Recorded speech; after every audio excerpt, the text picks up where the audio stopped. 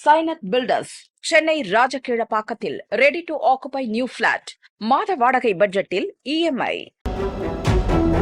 சட்டத்தை தவிர்த்து வேற ஏதாவது சொன்னால் செய்ய வேண்டிய அவசியம் இல்லை. ஆனால் அது அவசியம் இல்லை என்று சொல்லக்கூடிய போலீஸ் அதிகாரிகள் எத்தனை பேர் இருக்கிறார்கள் என்றால் விரல் விட்டு எண்ணுகின்ற அளவுக்கு தான் இன்றைய காலகட்டத்தில் இருக்கிறது. இன்றைக்கி எந்த கேஸ் போட்டாலும் அந்த கேஸை திசை திருப்புறதுக்கு தான் வக்கீல்களும் படிச்சிருக்கிறதே அதுக்கு தான். இன்றைக்கி நல்ல வக்கீல் அப்படின்னா யார் தெரியுமா? ஒரு குற்றவாளியை, ஒரு கொலையாளியை எப்படி வாதாடி விடுதலை பண்ணுறானோ அவன் நல்ல வக்கீல். கோடி கோடியாக நீதித்துறையில் இருக்கிற ஜட்ஜு வீட்லேயே பணத்தை பிடிச்சாங்க, அவனையே நீக்கிறதுக்கு பார்லிமெண்ட் திண்டாடிக்கிட்டு இருக்கே. இது எங்கே போய் முடியும்? உண்மையிலேயே அரசியல் நன்னா ஆச்சுன்னா தான் லெஜிஸ்லேட்டிவ் எக்ஸிக்யூட்டிவ் நல்லா வேலை செய்ய முடியும். ஒரு சமுதாயத்துக்காக கொடுக்கக்கூடாதுன்னு பேசினேன் ஒரு இடத்துல. அப்படி கொடுத்தா ஒவ்வொரு சமுதாயமும் பெரிய ஆளுகள் ஆயிடுவாங்க. எல்லாருக்கும் சமத்துவமாக ஒரு இதை எடுத்து நடத்துங்க, கணக்கெடுப்பு நடத்தி கொடுங்க, நியாயமாக கொடுங்க, எல்லாருக்கும் ஷெட்யூல் காஸ்ட்டுக்கும் கொடுங்க, எல்லாருக்கும் கொடுங்க, கொடுக்க வேண்டியதை கொடுங்கன்னு பேசுனதுக்கு உன்னை தீர்த்து கட்டிடுவேன் இனிமேல் எங்கள் கட்சியை பேசினான்னு எனக்கு டெலிஃபோன் பண்ணுறாங்க. 67 என்னை பொறுத்த வரலும் பெரிய ஒரு அரசியல் மாற்றம் நடந்தது. அதுவரையிலும் காங்கிரஸ் தான் ஆண்டு கொண்டிருந்தது. ராஜகோபாலாச்சாரி இருந்தார், காமராஜர்லாம் இருந்தார். அவங்க காலத்திலெல்லாம் நான் பணியாற்றினவன். நான் இப்போது அந்த மாதிரியெல்லாம் அரசியல்வாதிகளை இனிமேல் பார்க்க முடியுமா அப்படிங்கிறதெல்லாம் எனக்கு ரொம்ப சந்தேகம். முடியவே முடியாது. அரசியல்வாதிகளையும் பார்க்க முடியாது, அரசாங்க அதிகாரிகளும் அன்றைக்கு இருந்தால் எஃப்இ அருள் மோதலி பார்க்க முடியாது. தைரியமாக அரசியல்வாதி ராஜகோபாலாச்சாரிக்கும் அவருக்கும் ஒரு வாக்குவாதம் நடந்ததும்பாங்க. அவர் சீஃப் மினிஸ்டர். ஆனால் அவர் ஏதோ ஒரு இதில் இதை செய்யக்கூடாது, நீங்கள் இந்த ஆர்டர் நீங்கள் போலீஸில் இது அவனை ஏதோ ஒரு சின்ன ஏதோ கேட்டிருக்கார். சார் அதை பண்ண முடியாது அப்படின்னு சொல்லியிருக்கார். இது அவராக ஒரு மீட்டிங்கில் சொன்னது எஃப்இ அருள். அதுக்கு சொன்னதுக்கு அவர் நீ என்ன போலீஸ் ஆஃபீஸர்னு நினச்சி சொல்கிறியா அப்படின்னு சொல்லி ஏதோ திட்டிருக்கார். அதுக்கு எஃப்இ அருள் சொன்ன பதில் சீஃப் மினிஸ்டர் ராஜகோபாலாச்சாரி கிட்ட, ஐயா மன்னிக்கணும், நான் 30 ஆண்டுகள் இருப்பேன், ஐபி ஆகிருக்கிறேன், போலீஸ் காவல்துறையில் இருப்பேன், நீங்கள் என் மாதிரி இனிமேல் ஆக முடியாது, நீங்கள் அரசியல்வாதி தான் ஆக முடியும், என் மாதிரி நீங்கள் ஆகவே முடியாது. அதனால் சட்டம் என்ன சொல்லுதோ, நியாயம் என்ன சொல்லுதோ அதைத்தான் நான் செய்வேனே ஒழிய நீங்கள் சொல்லுகிறேன் என்பதற்காக செய்ய முடியாது என்று தைரியமாக சொன்ன காவல் அதிகாரிகள் இன்று எத்தனை பேர் அப்படி இருக்கிறார்கள்? ஒரு பெரிய கேள்விக்குறி. இன்று காவல்துறையில் இருக்கிற பெரிய அதிகாரிகள் எல்லாரும் இன்னும் சொல்ல முடியாது. எந்த அரசியல் கட்சி வந்தாலும் அவர்களுக்கு ஏதாவது ஒரு வகையில் அவர்கள் என்ன சொல்கிறாங்களோ அதை செய்ய வேண்டியது அரசியல் சட்டம். அவர்கள் சட்டம் இயற்றுவால் நம்ம செய்யணும். ஆனால் அவர்கள் செய்ய சொல்லக்கூடிய சட்டப்படியான காரியங்களை தான் செய்யணுமே தவிர்த்து சட்டத்தை தவிர்த்து வேறு ஏதாவது சொன்னால் செய்ய வேண்டிய அவசியம் இல்லை. ஆனால் அது அவசியம் இல்லை என்று சொல்லக்கூடிய போலீஸ் அதிகாரிகள் எத்தனை பேர் இருக்கிறார்கள் என்றால் விரல் விட்டு எண்ணுகின்ற அளவுக்கு தான் இன்றைய காலகட்டத்தில் இருக்கிறது. அன்னைக்கு காவல்துறையில் நான் சொன்ன மாதிரி கேஸ் போட்டால் கோர்ட்டுக்கு போனால் சாட்சி சொல்லுவாங்க. எந்த கேஸு போனாலும் ஒரு 100 கேஸ் போனாலும் எப்படியும் கொஞ்சம் இன்றைக்கி வக்கீல்கள் வாதம் ஒரு விளக்கும்பாங்க. அதை வாதம் பண்ணி எல்லாம் ஜெயிச்சு போகிறேன். 50% கன்வெக்ஷன் இருந்தது. நியாயமான சார்ஜ் ஷீட் எஃப்ஐஆர் போடுவாங்க, நியாயமாக இன்வெஸ்டிகேட் பண்ணுவாங்க, நியாயமாக பண்ணுவாங்க. இன்றைக்கி ஸ்டாட்டிஸ்டிக்ஸ்லேயே எடுத்து பார்த்தா 20% தான் கன்விக்ஷன் ரேட். 80 கேஸுகள் விடுதலையாக போகின்றன. காரணம், எல்லாருமே முகில் ரோஹித் மாதிரியோ கபில் சிபல் மாதிரியோ பெரிய ஆளுகளை வச்சு 1 மணி நேரத்துக்கு 5 லட்சம் வாங்கக்கூடியவர்களை வச்சு கடைசி வரலும் சுப்ரீம் கோர்ட் போகிறவர்களும் கேஸை ஜெயிக்க முடியுமா? ஏழைகள் எல்லாம் என்ன பண்ண முடியும்? இன்றைக்கி நீதித்துறையும் அப்படித்தான் இருக்குது. நீதித்துறையில் அவ்வளவு சலுகைகள். அவங்க சொல்லக்கூடிய காரணம் 100 குற்றவாளி விடுதலை ஆகலாம், ஆனால் ஒரு நிரபராதி தண்டிக்கப்படாது. இதை பார்த்தே இதையே சொல்லி எத்தனை நாளைக்கு ஜனங்களை ஏமாற்றுவீங்க? இன்றைக்கி எந்த கேஸ் போட்டாலும் அந்த கேஸை திசை திருப்புறதுக்கு தான் வக்கீல்களும் படிச்சிருக்கிறதே அதுக்கு தான். இன்றைக்கி நல்ல வக்கீல் அப்படின்னா யார் தெரியுமா? ஒரு குற்றவாளியை, ஒரு கொலையாளியை எப்படி வாதாடி விடுதலை பண்ணுறானோ அவன் நல்ல வக்கீல். நியாயத்தை வாதாடுற வக்கீல்கள் இல்லை. வாதாட சொல்லக்கூடிய அந்த வக்கீல் படிப்புமே இல்லை. அதே மாதிரி நல்ல ஆடிட்டர்னா யார்? எப்படி பொய் கணக்கு எழுதி இவனை தீர்த்து ஒரு கம்பெனிக்கு நல்லா பண்ணுவானோ அவன் தான் பெரிய ஆடிட்டர். அது மாதிரி காலம் போய் கொண்டிருக்கிற காரணத்தினால மொத்தமாக வேணால் சொல்லலாம். ஆனால் அந்த காலத்தில் எனக்கு தெரிந்த வரையிலும் அந்த காவல்துறை நாங்களெல்லாம் இருக்கும்போது பார்த்திங்கன்னா எங்களுக்கு ரொம்ப மதிப்பு இருக்கும். போகிற இடத்துல எல்லாம் மதிப்பு இருக்கும். சப் இன்ஸ்பெக்டர்னு சொன்னாலே ஊர்லெலாம் நல்லா மதிப்பு கொடுப்பாங்க. இன்றைக்கி காவல்துறையை கண்டாலே எட்டி மிதிக்கிற அளவுக்கு இவர்களை தயார்படுத்தி விட்டார்கள் அரசியல்வாதிகள். நான் மொத்தமாக அப்படித்தான் சொல்லுவேன். எந்த கட்சி அந்த கட்சி, நான் எந்த கட்சியும் சார்ந்தவன் அல்ல. ஆனால் அரசியல்வாதிகளினால்தான் இன்றைக்கு எக்ஸிக்யூட்டிவ் அப்படிங்கிற, அது கலெக்டர் ஆனாலும் சரி, யாரானாலும், காவல்துறை ஆனாலும் சரி, அவர்கள் அதிகாரிகளானாலும் சரி, தைரியமாக வேலை செய்யக்கூடிய, பணியாற்றக்கூடிய, சட்டத்துக்கு உட்பட்டு பணியாற்றக்கூடியவர்கள் இல்லை. அதே மாதிரி பொதுமக்களும் இன்றைக்கி தேர்ந்தெடுக்க எப்படியா இருந்தாலும் பணத்தை கொடுத்து ஓட்டு வாங்கி விடலாம். இன்றைக்கி சட்டத்தையே கொண்டாந்தாங்க. அதாவது காவல்துறைக்கு ஒரு சேஃப்டி வரணுங்கிறதுக்காக நீ யாராவது மேலே, அரசாங்க உத்தியோகஸ்தர் மேலே கேஸ் போட்டால் அதை பொய் கம்ப்ளைண்ட்டா நியாயமான கம்ப்ளைண்ட்டா அப்படிங்கிறதுக்கு இவனை சார்ஜ் ஷீட் பண்ணுறதுக்கு முன்னாடி சேங்ஷன் ஆர்டர் வாங்கணும். அவனுக்கு மேல் அதிகாரி இவனை சார்ஜ் ஷீட் பண்ணலான்னு சேங்ஷன் கொடு. அது எதுக்குன்னா ஒரு பாதுகாப்பு. காவல்துறையில் பொதுமக்கள் எதிரிகளாகி விடுவார்கள். ஏன்னா அவங்களுக்கு சில எதிர்ப்பான விஷயங்களை செய்ய வேண்டியதாக இருக்கும். அவன் என்ன பண்ணுவான், உடனே நம்ம மேலே பொய் புகார், பொய் கம்ப்ளைண்ட் கொடுப்பான். அதையெல்லாம் தாண்டி தான் ஒரு காவல் அதிகாரி வேலை செய்தாக வேண்டும். அவனுக்கு ப்ரொடெக்ஷன் கொடுக்கணுங்கிறதுக்காகவே பண்ணான். அதே மாதிரி ஜனங்களுக்கும் ஒரு எந்த வகையில் யாரை வேணாலும், இப்போ பாருங்கள், டோல்கேட்லெல்லாம் போய் கொடுக்க மாட்டேன், அதை கொடுக்க மாட்டேன், அடுக்கிறான், உதைக்கிறான். எது எடுத்தாலும் என்னன்னாலும் உடனே நீங்கள் B4 ஸ்டேஷனுக்கு பக்கத்தில் தினமும் ஒரு போராட்டம் நடக்குது.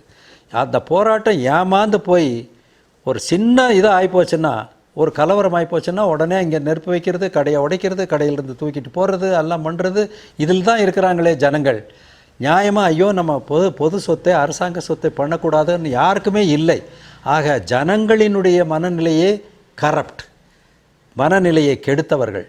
அன்னைக்கு மக்களும் ஓரளவுக்கு நேர்மையாக இருந்தார்கள், காவல்துறை அதிகாரிகளும் ஓரளவுக்கு நேர்மையாக இருந்தார்கள், அரசாங்கமும் நமக்கு துணை செய்தது, பள்ளி கல்வியும் நமக்கு துணை செய்தது.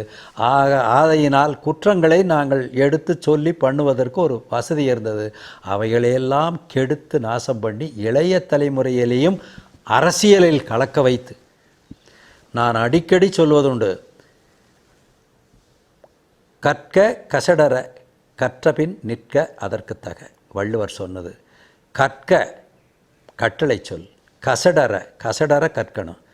கற்கும்போது கற்ற பின் தான் நிற்க அதற்கு தகன்னு சொன்னார்.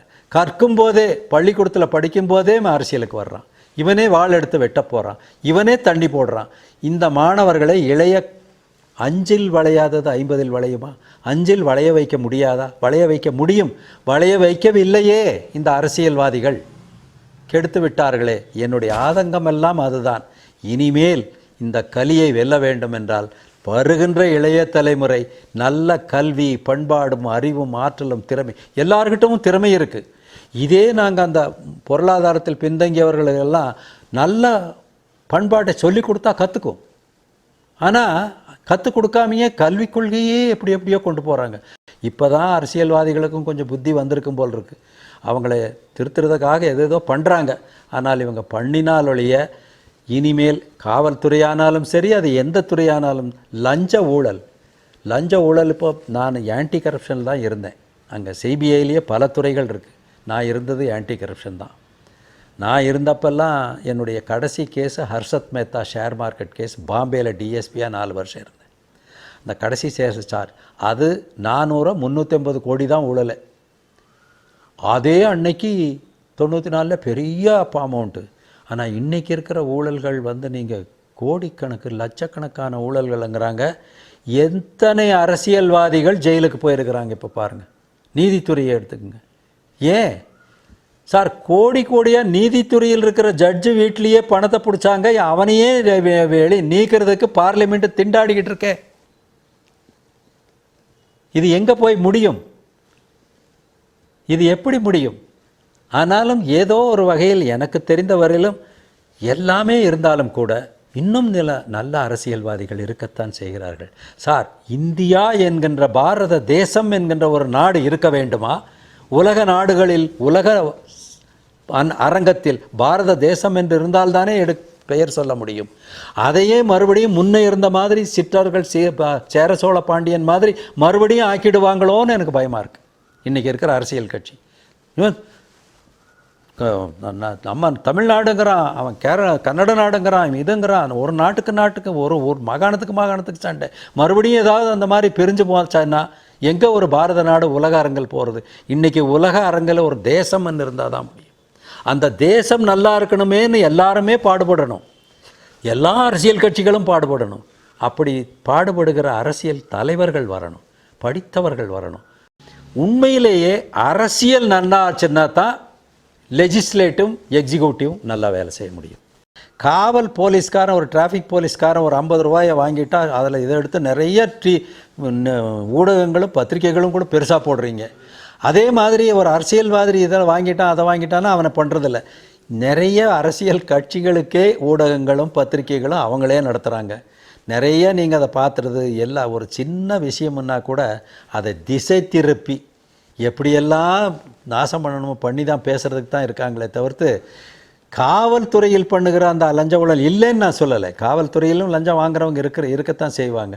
ஆனால் அதை பெருசு பண்ணி போடுறவங்க மற்றவங்களை இப்போ அந்த சப் இன்ஸ்பெக்டரை கொலை பண்ணிட்டாங்கன்னு சொன்னதை ஒரு நடந்தது இல்லைங்களா இப்போ இன்சிடெண்ட்டு, அதே சப் இன்ஸ்பெக்டர் உள்ளே போய் அவனை என்னையா இப்படி பண்ணுறேன்னு அவனை அடித்தா அவனுக்கு ஒரு காயமாக இருந்ததுன்னா அந்த காயத்தை பெரிது பண்ணி நாடு முழுவதும் பத்திரிகைகள் வந்திருக்கும், ஊடகங்களில் வந்திருக்கும், டிவியில் வந்திருக்கும்.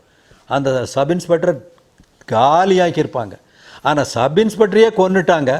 அதை ஒரு பெரிய பண்ணதுக்கு பத்திரிகைகள், ஏன்னா அரசியல் கட்சியோடு சார்ந்திருக்கிற பத்திரிகைகள் இருக்குது, எதிரான பத்திரிகைகள் இருக்குது, உங்கள் மாதிரி நடுநிலை பத்திரிகைகள் இருக்குது.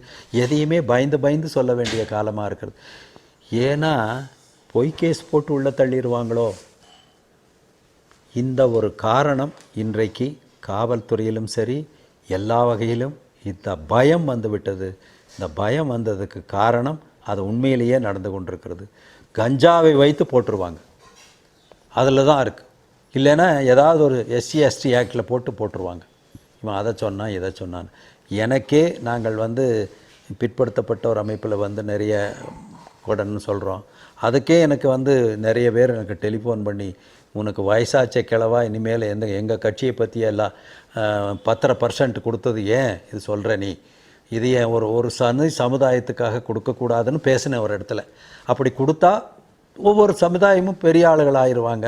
எல்லாருக்கும் சமத்துவமாக ஒரு இதை எடுத்து நடத்துங்க, கணக்கெடுப்பு நடத்தி கொடுங்க, நியாயமாக கொடுங்க, எல்லாருக்கும் ஷெட்யூல் காஸ்ட்டுக்கும் கொடுங்க, எல்லாருக்கும் கொடுங்க, கொடுக்க வேண்டியதை கொடுங்கன்னு பேசுனதுக்கு உன்னை தீர்த்து கட்டிடுவேன் இனிமேல் எங்கள் கட்சியை பேசினான்னு எனக்கு டெலிஃபோன் பண்ணுறாங்க.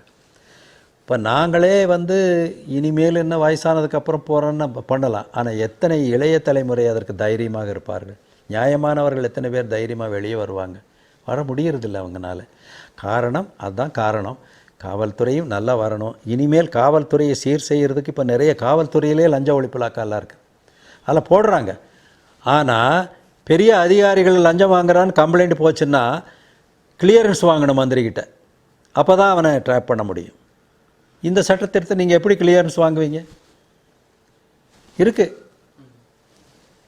இது மாதிரியெல்லாம் சட்டங்கள் மாற்றப்பட வேண்டும். அப்புறம் என்னை பொறுத்தவரையிலும் டிலேய்டு ஜஸ்டிஸ் இஸ் டினைடு ஜஸ்டிஸ். ஒரு கேஸு போட்டால் நான் ரிட்டையர் ஆனதுக்கப்புறம் எனக்கு சம்மன் வருது சார், நான் விசாரணை பண்ண கேஸில் பாம்பேயில் நான் போகிறேன். நான் ஏன்னா விசாரணை அதிகாரி தான் கடைசியாக எவிடன்ஸ் கொடுக்கணும். நான் போகிறேன், நான் போட்ட அக்யூஸ்டு தடி பிடிச்சிட்டு வர்றான். யாருப்பா நான்? சார் நீங்கள் கேஸ் போட்டவன் சார், 30 வருஷம் ஆச்சு அந்த கேஸ் இன்னும் எடுத்துக்கிட்டு இருக்கு. இப்படி டிலே பண்ணால் நீதித்துறையில் எப்படி யாருக்கு தயவாயிரும்? ஆனால் எந்த சாட்சியும் நான் கோர்ட்டில் சொல்கிறதுக்கு பயப்படுறான். கொலையே நடந்துட்டால் கூட கொலையை கண்ணில் பார்த்தவன் நிறைய சாட்சி வேணுங்கிறாங்க. பார்த்தவனையோ பண்ணினவனையோ சர்க்கம்ஸ்டன்ஷியல் எவிடன்ஸோ வந்தால் சாட்சி சொல்ல வரணும் இல்லையா? சாட்சி சொல்ல வர்றவனை மிரட்டுறாங்களே. ஒன்றும் மிரட்டுறான், இல்லைன்னா பணம் கொடுக்குறேங்கிறான், இல்லைன்னா ஏமாந்துறான், இல்லைன்னா அடிச்சே போடுறாங்க. இது மாறணும். அவனுக்கு பாதுகாப்பு கொடுக்கணும். சட்டத்தை இன்னும் கொஞ்சம் கடுமையாக அமுல்படுத்தணும். அந்த காவல்துறைக்கு நல்ல ஒரு ஒரு ஒரு கிளியரன்ஸ் கொடுக்கணும். அவனுக்கு ஒரு வழி கொடுக்கணும், தைரியம் கொடுக்கணும். நீ தைரியமாக செய். நல்லவர்களுக்கு இதில் மோசமான அதிகாரிகள் இருக்கலாம். அந்த 1-2 பேரை வச்சு காவல்துறையை தவறாக எண்ணம் பண்ணிவிடக்கூடாது. மத்திய அரசாங்கமானாலும் சரி, மாநில அரசாங்கமும் ஒரு நல்ல ஆடி போடி ஈடி பண்ணி கடைசியில் இதெல்லாம் ஒரு முடிவுக்கு வந்துடும். ஒரு நல்ல அரசாங்கம் ஏற்படும். நல்ல அரசாங்கம் இல்லைன்னு கூட ஒரு ஆவரேஜ் அரசாங்கமாக அது வரும். வந்தால் நிச்சயமாக இவைகளுக்கெல்லாம் ஒரு கமிட்டியெல்லாம் போடுறாங்க. இப்போது ஏன் 20% தான் கன்விக்ஷன் ஆகுது, இதுக்கு என்ன காரணம், இந்த சட்டத்தை ஏன் ஒரு கேஸ் போனால் இத்தனை வருஷம் டிலே ஆகுது, இதை எப்படி சீக்கிரம் முடிக்கிறது, இது எல்லாத்தையும் ஆராயிறாங்க. இப்போது 6000 மனிதர்கள் வந்து விட்டார்கள். அவர்களெல்லாம் நிச்சயமாக ஏதாவது ஒன்று செய்வாங்க. கொஞ்சம் காலதாமதமாகும் அப்படின்னு தான் நான் நினைக்கிறேன். மொத்தத்தில் இந்த ஒரு கேஸை போட்டு சார்ஜ் ஷீட் பண்ணால் இத்தனை நாளைக்குள்ளே அந்த கேஸ் முடிவடையணும்னு வரணும். அப்புறம் அப்பீல்னா சாதாரண சின்ன காரியத்துக்காக கூட அப்பீல்னு போகக்கூடாது. முக்கியமான இப்போது ஒரு வெளிநாட்டில் எல்லாம் எப்படி தெரியுங்களா, இங்கே காவல்துறை சட்டமே என்ன தெரியுங்களா, நாங்கள் எழுதுகிற ஸ்டேட்மெண்ட்டு கையெழுத்தே வாங்கக்கூடாது. நான் இவனை கேட்டேன், இவன் இது சொன்னான், நாம் எழுதி கொடுத்த ஸ்டேட்மெண்ட்டு அவன் கோர்ட்டில் எடுபடாது. அவன் கோர்ட்டில் ஏறி என்ன சொல்கிறானோ அதுதான். ஆனால் ஒரு சில நாடு இதில் எல்லாம் சட்டம் எப்படி இருக்குன்னா, காவல்துறை அதிகாரிகள் கையெழுத்து வாங்கலாம் அவனை ஸ்டேட்மெண்ட் எழுதி. ஏன்னா அவன் காவல்துறை மேலே அவ்வளோ நம்பிக்கை. ஒரு சில நாட்டில் ஐஜிக்கே பேர் சீஃப் கான்ஸ்டபிள்னு தான் பேர். அவனை கான்ஸ்டபிள் கிரேட்லேயே தான் வச்சுருக்கிறான். அந்த மாதிரி எல்லாம் அவனுக்கு ஒரு நல்ல அவன் எழுதுனான்னா அது நம்பிக்கை. முதல்ல எல்லா விட்னஸையும் விசாரித்து ஆயிரக்கணக்கான டாக்குமெண்ட்டு அதுகளையெல்லாம் காப்பி வேணும், அது வேணும், தமிழில் வேணும், இதை வேணும்னு எத்தனையோ இந்த வக்கீல்கள் பண்ணுற வேலை. கேஸை எப்படியெல்லாம் இழுக்கணும், பணம் வசூல் பண்ணுறதுக்கு பார்ட்டிக்கிட்ட அதையெல்லாம் பண்ணுறான். அதை நிறுத்துறதுக்கு பார்க்கணும். ஜஸ்டிஸ் சீக்கிரமாக கிடைக்கணும். காவல்துறையில் போட்டாச்சுன்னா அப்பீலுக்கு போனால் எந்த ஒரு பாயிண்ட், இந்த ஒரு பாயிண்ட்டுக்கு தான் போகணுன்ற எல்லா பாயிண்ட்டையும் போகணும். கடைசி வரலும் கொண்டு போகிற வரலும் முக்கியமான சில பாயிண்ட் இருந்தால் தான் அந்த அப்பீலுக்கு போகணும். அது சுப்ரீம் கோர்ட் வரலும் எத்தனையோ சட்டங்களை சொல்கிறாங்க, எத்தனையோ பேர் மாற்றி பண்ணி கடைசி வரல போய் விடுதலையாகுது. கீழ்கோர்ட்டில் தண்டனை கொடுக்குறான், அதை மேல் கோர்ட்டில் விடுதலையாகுது, மேற்கோர்ட்டில் விடுதலையாகுது, சுப்ரீம் கோர்ட்டில் தண்டனை கொடுக்குறான். அப்போ என்ன ஜனங்களுக்கு நம்பிக்கை வருமா? வராது இல்லையா? இவன் ஏன் தண்டனை கொடுத்தான், அது ஏன், இவன் சொன்ன காரணம் என்ன, அதை ஏன் சுப்ரீம் கோர்ட் இது பண்ணுது அப்படின்னா அவர் மாறுபடுறார். இதற்கு ஏதாவது ஒரு வழி சட்டத்தில் கொண்டு வரணும். அது கொண்டு வர்றதுக்கு தயார் பண்ணிகிட்ருக்குறாங்க. இன்றைக்கி பஞ்சமா பாதகங்கள் அப்படிங்கிறது 5 பாதகங்கள். 5 பாதகங்களில் போதை தான் முதல் பாதகம்.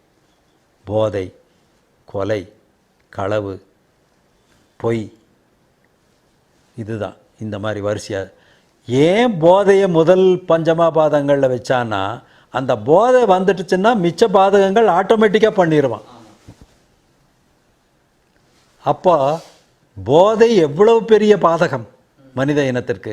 அதையே நீங்கள் கடையை வச்சு விற்கிறதா இருந்ததுன்னா என்ன நாடு, என்ன அரசாங்கம்? இது என்ன அரசாங்கம்? அப்புறம் லஞ்சம் வாங்கிறதும் பண்ணுறதும் சகஜம்னு சொல்கிறான் எல்லாருமே. ஓட்டுக்கு பணம் கொடுக்கறது சகஜம்ங்கிறான். பப்ளிக்கே எனக்கு ஏன் பணம் வரலேங்கிறான். இந்த வீதியில் எல்லாருக்கும் கொடுத்துட்டு போனாங்க, எனக்கே வரல. இந்த மாதிரி பப்ளிக்கு திருத்தணும். இது நடக்குமா அப்படின்னு எல்லாருக்கும் ஒரு பெரிய சந்தேகம்தான். இது பெரிய கேள்விக்குறி தான். உண்மையிலே நடக்கணும் அப்படின்னா ஆன்மீகம் தழைக்கணும். தெய்வம் இருப்பது சத்தியம். தெய்வம் இல்லாமல் ஒன்றும் நடக்கவே நடக்காது. ஆனால் தெய்வத்தை வைத்தே சண்டை. தெய்வத்தை என் தெய்வம் உன் தெய்வம், அது தெய்வம் இது தெய்வம். தெய்வம் இருக்கிறதுனால தான் நான் பேசிகிட்ருக்கிறேன், இல்லைன்னா நான் பேச முடியாது. தெய்வ சக்தி தான். ஆனால் மனமாக, அறிவாக, மனசாட்சியாக உள்ளே இருந்து நம்மை வழிநடத்தி கொண்டிருக்கிற அந்த தெய்வத்தை நாம் உணர்ந்து கொள்ள வேண்டும். அந்த தெய்வத்திற்கு பயப்பட்டு மனசாட்சி பிரகாரம் ஒவ்வொருத்தரும் செய்யணும். அதை வர வைக்கிறதுக்கு என்ன வழின்னா, ஒரு நல்ல பண்புள்ள பிரஜையை உருவாக்குனா தான் இனிமேல் நாடு உருப்படும். இளைய தலைமுறை தான் அதுக்கு முக்கியம். அப்துல் கலாம் எல்லாம் சொன்னது மாதிரி அதுக்காகத்தான் அவர் பள்ளி கல்லூரியே நாடி நாடி போனார். ஏன்னா பெரியவன் இவன் எல்லாம் தெளிஞ்சிட்டான், லஞ்சம் வாங்கியே பழகிட்டான், என்னை திருத்துறது கஷ்டம். ஆனால் அவனை திருத்த முடியும். அவனை நல்லா நீங்கள் மிலிட்ரியில் இருந்தவனையோ பயிற்சி எடுத்து வந்தவனையோ ரோட்டில் நடந்தால் கண்டுபிடிச்சிக்கலாம். இவன் ஏதோ பயிற்சியில் இருந்தவன் போல் இருக்கு. ஸ்கவுட் சாரணர் படையில் கூட நல்லா பண்ணி வந்திருந்தான்னா அவனுக்கு ஒரு அறிவு வரும், ஆற்றல் வரும். அது எப்பேற்பட்ட சமுதாயத்தில் பிறந்திருந்தவனால கூட கல்வி மாத்திரம் ஒரு மிலிட்ரி ட்ரைனிங் மாதிரி கல்வியையும் சேர்த்து கொடுக்கணும். +2 வரையிலும், அட்லீஸ்ட் பள்ளி கல்வி வரையிலும். அதுக்கப்புறம் அவனை 18 வயசு ஆச்சுன்னா அப்புறம் அவன் தெரிஞ்சுக்குவான். அப்படி ஒரு உருவாக்கணும். சட்டங்களும் சில அதுக்கு தகுந்த மாதிரி வரணும். ஜனங்களை திருத்துறதுக்கு நல்ல ஆன்மீக இதுகளை கொண்டு வரணும். காவல்துறைக்கும் முதல்ல ஒரு ட்ரைனிங் கொடுக்குறாங்க. அந்த ட்ரைனிங்கோடு முடிஞ்சது. அதுக்கப்புறம் ஏதோ கொஞ்சம் அந்த இந்த இதெல்லாம் கொடுக்குறாங்க. அவனை நல்லா சீராக்கணுன்னா சப் இன்ஸ்பெக்டராக சேர்ந்துட்டான் அல்லது டிஓஎஸ்பி கிளாஸ் 1 வர்றான். அவனுக்கு முதல்ல ட்ரைனிங் கொடுத்து அனுப்புகிறான். அந்த ட்ரைனிங்கில் சொல்லி கொடுக்குற போதனையெல்லாம் அவனுக்கு சரியாக இல்லை. அவன் இந்த காலத்து அரசியலையும் அதையும் கற்று இப்படி எப்படி நடக்கணுமோ பண்ண போகிற வரான். இடையில அவனுக்கு ஒரு ரிஹர்சல் மாதிரி அவனுக்கு ஒரு ட்ரைனிங் கொடுக்கணும். பண்பாடு என்ன, நல்ல சட்டத்தில் ஞானம் அவனுக்கு இருக்கணும். ஒரு கேஸை இன்வெஸ்டிகேட் பண்ணால் எப்படி பண்ணணும், எப்படி எழுதணும், என்ன பண்ணணும், எப்படி சார்ஜ் ஷீட் பண்ணணும், அதே தெரியறதில்ல நிறைய. ஏன்னா அதுக்கும் ஒரு பெரிய காரணம் என்ன, காவல்துறை ஆட்கள். ஒரு கான்ஸ்டபிளுக்கு 700-800 பேருக்கு ஒரு கான்ஸ்டபிள். இன்றைக்கி ரேட் 800 ஜனங்களுக்கு ஒரு கான்ஸ்டபிள். காவல்துறை ஸ்டேஷன்கள் அதிகப்படுத்தணும், காவல்துறை அதிகாரிகள் அதிகப்படுத்தணும், அவங்களுக்கு ட்ரைனிங் நல்லா கொடுக்கணும். அவன் சட்டத்துறையிலும் அவனுக்கு ட்ரைனிங் கொடுக்கணும். ஒரு கேஸை பிடிச்சா நியாயமாக கொடுத்து எப்படி பண்ணுறது, நல்ல சிபிஐயில் அதெல்லாம் ஒரு கேஸை நம்ம சார்ஜ் ஷீட் பண்ணுறதுக்கு முன்னாடி லீகல் ஆஃபீஸர் நல்லா பார்ப்பாங்க. ஆனால் இந்த லோக்கல் போலீஸில் அதை பார்க்குறதுக்கு நேரமும் இல்லை. ஒரு ஸ்டேஷனில் அவனுக்கு பந்தோபஸ்து டியூட்டியே சரியாக போகுது. மந்திரி வந்தால் போய் நிற்கிறதுக்கு சரியாக போகுது, அதுக்கு நிற்கிறதுக்கு சரியாக போகுது. அதுகளையெல்லாம் குறைக்கணும். என்னை பொறுத்தவரையில் இந்த கேரளாவில் ஒரு மந்திரி வர்றார் ஒருத்தர், ஒரே ஒரு ஜீப்பு தான் முன்னாடி வருது, பின்னாடி 2 கான்ஸ்டபிள் தான் இருக்கிறான், ஒருத்தரையும் காணும். இங்கெல்லாம் பார்க்கும்போது நான் ஏதோ தப்பு சொல்ல வரல, 10 கார் 20 கார் வருது, ஒரு ரோடே நிறுத்தி விடுறான், எல்லாம் பண்ணி விடுறான். இந்த மாதிரி இதெல்லாம் சின்ன சின்ன விஷயங்கள் தான். இதை ஒரு பெருசாக நான் சொல்லலை. இதை நல்ல ஒரு ட்ரைனிங் கொடுக்கணும் அவனுக்கு. பொதுவாக அதுதான் சொல்ல முடியும். அப்புறம் அவனை நல்லவனாக்கிட்டாமன்னா அதுலேயும் தப்பை பண்ணுறவன் வந்துடுவான். அது ஒரு 10-20% எந்த ஒரு இதுலேயும் ஆனாலும் ஒரு 10% கசடு இருக்கத்தான் செய்யும். அதை பெருசாக நம்ம எடுக்க வேண்டியதில்லை. ஆனால் சீர்திருத்திடும். இன்றைக்கி எனக்கு ஒரு எதிர்நோக்கு என்னுடைய மனசில் தோணுது. நிச்சயமாக இந்த அரசியல்வாதிகளும் திருந்தக்கூடிய அளவுக்கு ஒரு காலம் வரும். சென்ட்ரலில் இன்றைக்கி இருக்கிற ஒரு அரசாங்கம் நான் ஒரு மதிக்கக்கூடிய அரசாங்கமாக தான் இருக்குது. ஆனால் சரியான எதிர்க்கட்சிகள், சரியான இவங்கள் இல்லை. அதை எதிர்க்கட்சி எதற்காக வேண்டும்? அரசு செய்யக்கூடியவங்கள் செய்ய தவறை எடுத்துக்கூறது தானே. இவன் அதே தான் வேலை. இவனை பேசுகிறது தான் அவனுக்கு வேலை, அவனை பேசுகிறது தான் இவனுக்கு வேலை. இதுதான் அரசியல். இந்த அரசியல் இருந்தால் நாட்டு மக்களை எங்கே நீங்கள் பார்க்குறது? இந்த நாட்டு மக்களை திருந்த செய்வதற்கும் காவல்துறையை பொறுத்தவரை நீங்கள் கேட்ட கேள்விக்கு, காவல்துறையில் நல்ல செலெக்ஷன்லேயே நல்லா கூர்ந்து வடிகட்டி செலக்ட் பண்ணணும். அவனுடைய நற்பண்புகள் எல்லாத்தையும் பார்த்து தான் செலக்ட் பண்ணணும். நல்ல ட்ரைனிங் கொடுக்கணும், நல்ல பிரஜைகளாக்கணும். நல்லவனாயிட்டா மனிதனாய் பார்த்து திருந்தாவிட்டால் என்ன பண்ண முடியும்? திருடனாக பார்த்து தான் திருந்தணும், திருட்டை உழைக்க முடியாது. அந்த திருந்த செய்வதற்கான வேலையை செய்யணும். அது செய்தால் காவல்துறை உருப்படி ஆகும். ஆனால் உருப்படி ஆகும் என்கின்ற ஒரு நம்பிக்கை எனக்கு இருக்கிறது.